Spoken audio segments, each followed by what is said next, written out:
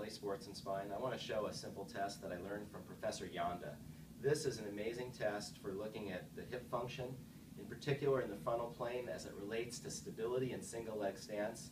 And this relates to all the rate of force development issues which Chad was referring to. This test is really easy to perform. We line the patient up, create a nice little long line from the lateral malleolus to the external auditory meatus, and have our patient hold their leg up. And now just resist me, Leslie. Don't let me push. Good. You can see she has fairly good strength there. We want to compare bilaterally. Let's face the other way.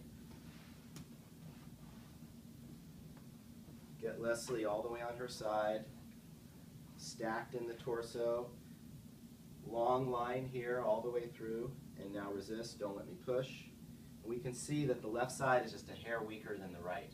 And there's a simple reset for this. The reason why we test this is to see the interplay of the periphery with the core. We want to see the effects of core function on peripheral strength or stability. So scoot forward just a little bit, hold onto the table and just grip. And now hold your leg up and don't let me push. And we can immediately see the increase in power here as the muscle just jumps, its speed of contraction is engaged.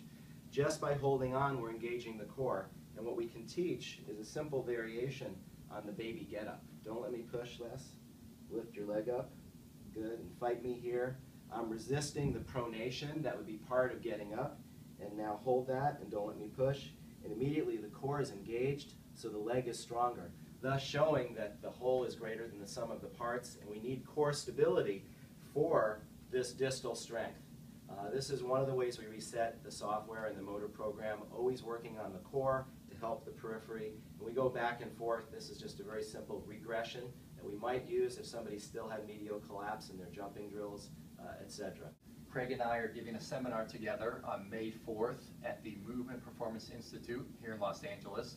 Be terrific for any trainers, chiros, PTs, athletic trainers.